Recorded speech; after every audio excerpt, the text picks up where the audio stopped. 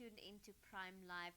The healthcare workers for Palestine have raised an alarm over Discovery Health's Future of Health Summit in Cape Town this week that will feature officials from the Israeli Ministry of Health. Now, the organization says that it is absolutely unacceptable that anyone being charged with genocide at the ICJ be given a platform, and they will refuse to normalize relations with the apartheid state until they complied with international law. For more on this evening, I am joined by the founder of Healthcare Workers for Palestine, Dr. Saadiq Moolla. Assalamu alaikum. Thank you so much for joining us on Prime Live. Walaikum salam, Nazia. Thanks for having me.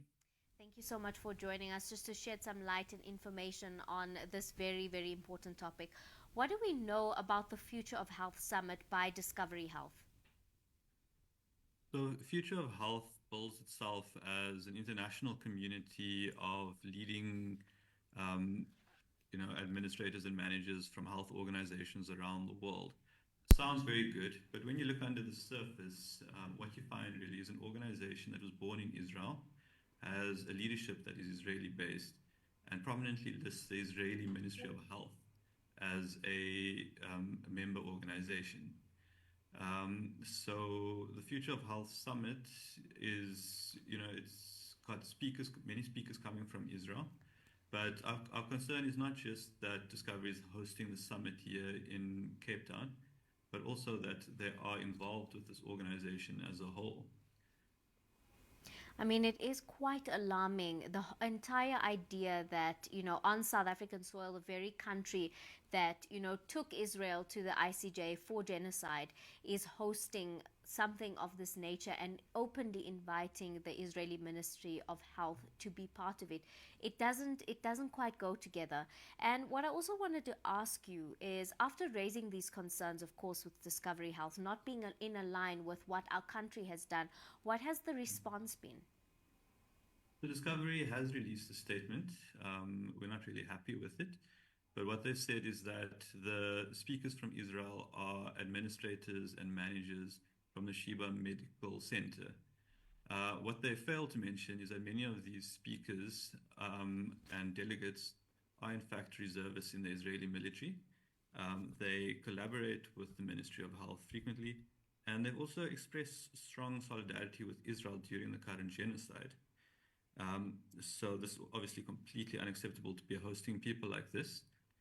Another thing that they've mentioned is that this platform gives South Africans an opportunity to interact with leading healthcare administrators and managers from around the world.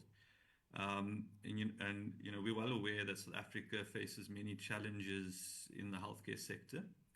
One of these is the fact that 80% of the healthcare spend goes to 20% of the population in the private healthcare sector, and the remaining 20% of patients have very variable access to healthcare.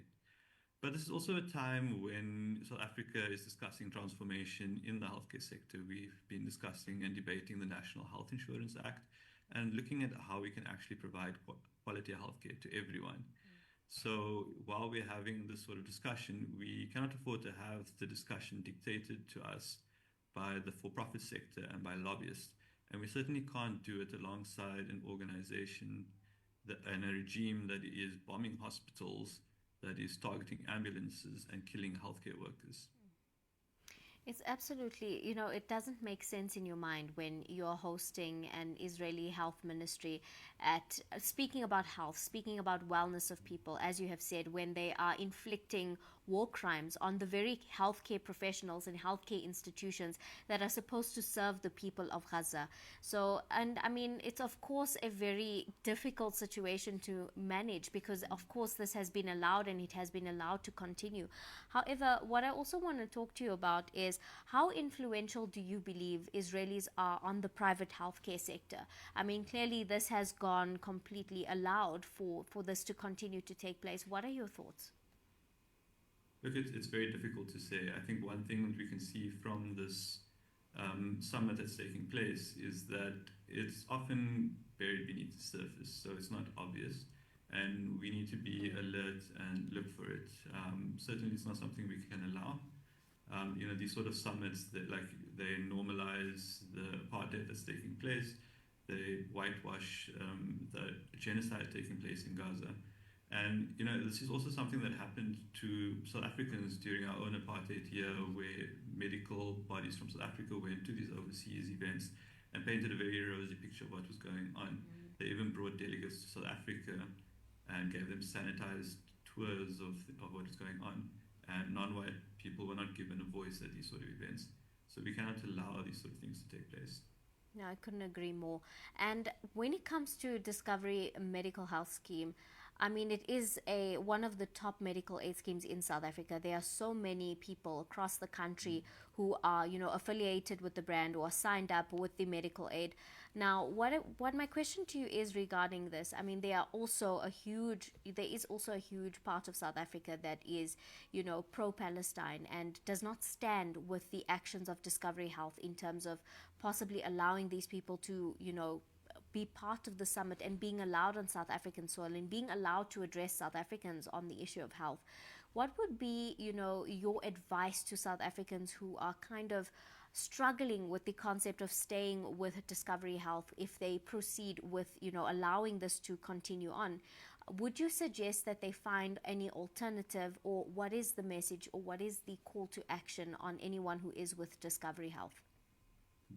At the moment, what Healthcare Workers for Palestine is calling for is for people to make their objections known to Discovery. We've got a campaign on our website, that's hcwforpalestine.org.za, where people can join the email campaign, and it's set up that they can email the CEO of Discovery Health their objection. Over 1,000 people, over 1,500 people have done this already, and we encourage everyone else to join in. Also take to social media, make your voice heard, make your displeasure heard. They do not want bad publicity from this.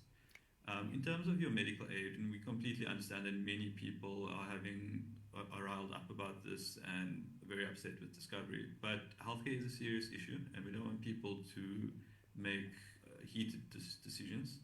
So if they want to change, consider it carefully, speak to your advisor, and see what the implications are, because there are implications in changing your medical aid.